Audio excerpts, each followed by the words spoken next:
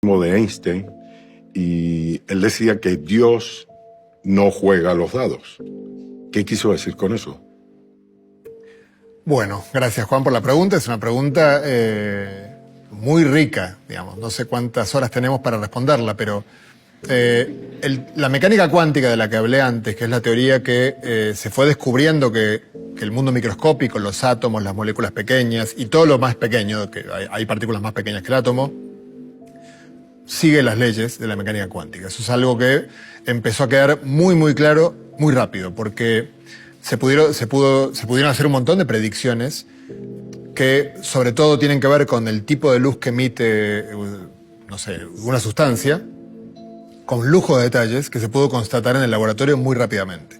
Entonces, nadie tenía muchas dudas de que la mecánica cuántica era correcta, incluyendo Einstein, que obviamente era una persona que no era terco, por supuesto, pero no tanto como para no darse cuenta de lo que era evidente, y es que la mecánica cuántica estaba bien, o parecía estar bien, bastante bien. Sin embargo, la única forma de interpretar algunas cosas que se observaban en la mecánica cuántica era algo que le chocaba profundamente, porque Einstein era una persona, al final, muy conservadora en algunos aspectos, y con una formación filosófica relativamente importante para un físico, que normalmente no tiene por qué tenerla. Él era un gran lector de un físico filósofo, Ernst Mach. Y entonces, ¿qué pasaba? La mecánica cuántica empezó a ir en la dirección de sostener que el mundo microscópico, la realidad a la escala microscópica, no tiene existencia propia si uno no lo observa. Voy a explicar un poquito esto. No quiere decir que no exista, o sea, un átomo, aunque yo no lo observe, no es que no exista, existe, pero el estado en el que está el átomo, que de alguna manera es lo que es su existencia, ¿no? ¿Cómo está ese átomo? ¿Qué es lo que le está pasando? Si yo no lo observo, no tiene ningún sentido. No solo no tiene sentido preguntarse por cuál es el estado del átomo si no lo observo, sino que estrictamente el átomo no está en ningún estado concreto. O sea, mejor dicho, puede estar en un estado que sea superposición de muchos estados. Está el famoso ejemplo del gato de Schrödinger, ¿no? El gato vivo, gato muerto. Imaginemos ese ejemplo, que es un ejemplo muy gráfico, ¿no? Yo puedo tener imaginemos un sistema que puede estar en dos estados. En el mundo clásico, o el gato está vivo o el gato está muerto, o el sistema está en un estado A o está en el estado B. En el mundo cuántico puede tener una probabilidad del 25% de estar en el estado A, del 75% de estar en el estado B, y esa probabilidad ir cambiando con el tiempo, pero nunca está ni en A ni en B, a menos que yo lo observe. Y cuando lo observo voy a observar A o B, y entonces diré, he observado A, el sistema estaba en el estado A. No. Aunque parezca increíble, no. Y Einstein decía, eso no puede ser, eso obviamente tiene que estar mal. O sea, ¿cómo puede depender el estado de un electrón de que yo lo observe? El electrón ya sabrá en qué estado está, y es mi ignorancia. O sea, el que no sabe en qué estado está el electrón soy yo, pero no el electrón. Él sabe en qué estado está.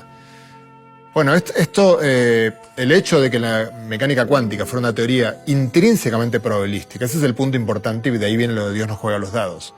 La probabilidad, normalmente, cuando uno tira un dado, uno dice la probabilidad de que salga el 4 es un sexto. ¿Por qué? Porque el dado tiene 6 caras, y cuando yo tiro el dado, no puedo controlar bien. Digamos, nadie tiene suficiente habilidad en las manos para tirar un dado y hacerlo que caiga en el 4. Pero si yo pudiera minuciosamente medir las condiciones en las cuales lo tiré y ver el roce con el aire y cómo rodó, cómo se dio vueltas en el aire, podría calcular en qué número va a caer. Lo que pasa es que en la práctica es prácticamente imposible, por lo tanto se puede usar un dado para jugar, ¿no? Y es relativamente aleatorio, pero lo es porque yo ignoro los detalles de cómo lo tiré. Normalmente la probabilidad está asociada a una ignorancia. Yo tiro la moneda para a ver si Argentina o Francia chuta los penales primero, y lo que salga no lo puedo controlar. Pero porque no tengo la suficiente capacidad para controlarlo, no porque a priori no lo pueda controlar. En cambio, la mecánica cuántica es intrínsecamente probabilística. Es decir, si un electrón puede estar en dos estados, puede estar en el estado A o en el estado B, no porque yo lo ignore, sino porque el electrón ignora también en qué estado está. Einstein decía, se burlaba de esto y tenía una opinión muy fuerte contra esto. Él decía, irónicamente, prefiero pensar que la luna está ahí aunque yo no lo observe. Y claro, es que otro de los misterios de la mecánica cuántica es cómo puede ser que la luna, o nosotros, que estamos hechos de partículas, que tienen esta irrealidad que estoy mencionando ahora, somos tan tangibles como lo soy yo, o sea, esta silla, aunque yo no la mire, la silla está claramente, si no me caería. O sea, la realidad macroscópica sí que yo sé que hay cosas que están ocurriendo fuera de que hay coches pasando por la calle, aunque yo no los esté observando. Sin embargo, en el mundo microscópico esto no ocurre. Esta discrepancia entre Bohr y Einstein, se dice que Bohr le respondió a Einstein que ¿quién eres tú para decirle a Dios lo que puede o no puede hacer? No sé si eso es cierto. Es interesante cómo se resolvió, lo quiero contar brevemente, porque en un principio parecía imposible determinar cómo hago para determinar si algo tiene existencia antes de medirlo.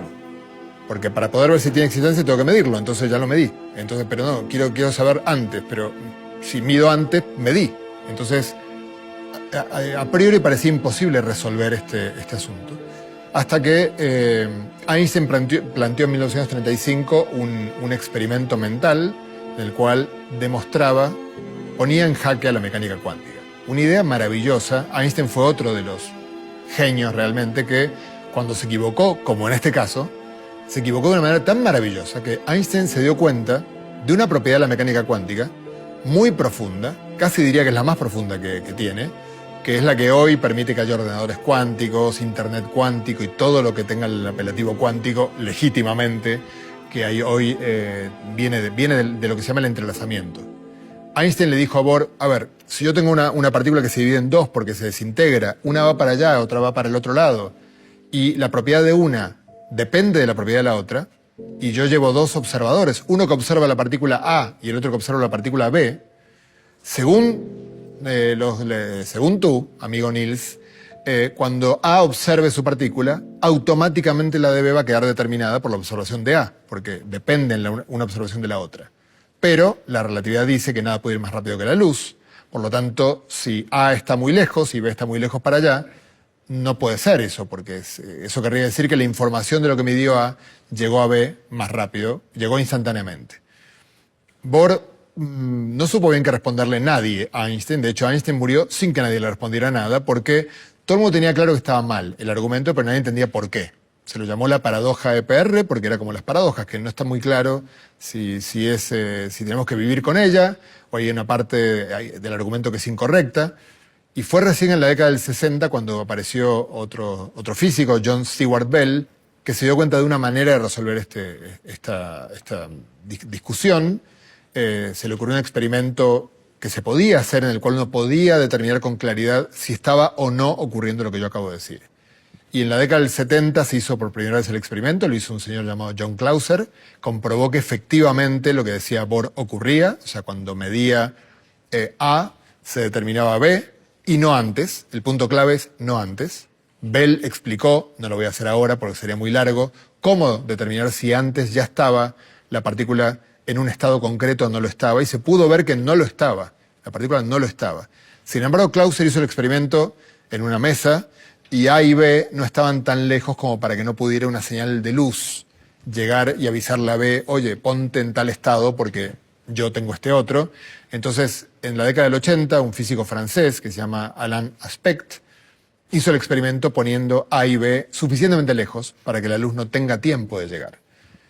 Luego hubo una vuelta de tuerca muy bonita en la década del 90, en que un tercer físico, Anton Zeilinger, completó un poco este experimento, porque los físicos somos muy quisquillosos y entonces cualquier objeción hay que atenderla, y este señor resolvió la última objeción que había, y hace un par de años, los tres se hicieron un viajecito juntos a la ciudad de Estocolmo. Ya imaginaréis para qué, ¿no? Fueron a recibir el Premio Nobel de Física. El Premio Nobel de Física que recibieron es de los más profundos, yo creo que de la historia de la física, porque demostraron, por muy chocante que parezca, que Dios no solo juega los dados, sino que no sabe hacer otra cosa. Obviamente estoy hablando del Dios de Spinoza, ¿no? O sea, un Dios metafórico que es las leyes de la naturaleza. Las leyes de la naturaleza a nivel microscópico son probabilísticas. Increíblemente vivimos en un mundo que no lo parece, no parece así, parece que nuestro mundo es muy tangible, muy determinista. Esta idea del mecanismo de relojería que tenía desde la época de Newton, ¿no? Que es como si todo fuera cosas que se mueven, que hacen mover a otras, y es toda una cadena de acontecimientos que unos hacen mover a otros. El mundo macroscópico se parece a eso, mucho. Y Sin embargo, cuando lo miramos con zoom, el mundo microscópico es radicalmente diferente a eso. Entendemos más o menos por qué puede ocurrir que el mundo microscópico sea diferente, se comporte diferente al macroscópico. Eso es muy interesante. Entendemos maravillosamente bien el mundo microscópico, entendemos maravillosamente bien el mundo macroscópico, y la interfase ahí, cómo puede ser que estemos hechos de algo tan extraño como partículas que obedecen estas leyes tan raras, eso está entendido un poquito menos. Todavía ocurre que los grandes físicos, o sea, uno tiene la tentación cuando uno aprende esto de decir, dedicaré mi vida a tratar de mostrar que no. O sea, parece tan absurda la posición de Niels Bohr, lo que se llama la interpretación de Copenhague de la mecánica cuántica, que uno cuando lo aprende dice, no, yo voy a dedicar mi carrera a demostrar que esto está mal, porque lo de Einstein suena muy razonable, tiene que estar mal. ¿Qué pasa? Uno luego ve que han pasado, un siglo, y entonces dice, este problema debe ser difícil, porque nadie lo ha logrado. De hecho, más que decantarse por Einstein, lo que ha mostrado la experiencia es que Bohr cada vez tiene más razón y Einstein cada vez tiene menos razón. Pero yo creo que mi posición es un poco diferente. Mi posición es más bien la desde una enorme humildad.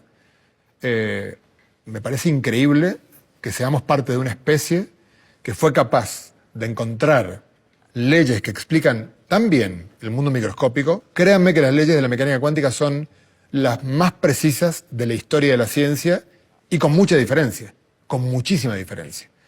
Y hemos sido capaces de descubrir una teoría tan apartada de nuestra intuición, tan apartada de nuestra forma de entender el mundo, y sin embargo fuimos capaces de dar ese salto prácticamente imposible a nivel de abstracción, a nivel de concepción, de imaginar al final una teoría se construye cuando uno la imagina, ¿no? Y hubo una serie de personas que fueron capaces de construir ese castillo en el aire completamente diferente a la realidad cotidiana de todos los días. A mí me parece que eso es algo increíble, que es algo que cuando tenemos momentos de bajón porque nuestra especie nos parece que es incorregible, que puede que en algunas cosas lo sea, también es una especie maravillosa, fue capaz de algo que realmente, para mí es casi imposible, concebir una teoría que va contra los principios básicos de comprender el mundo que tenemos.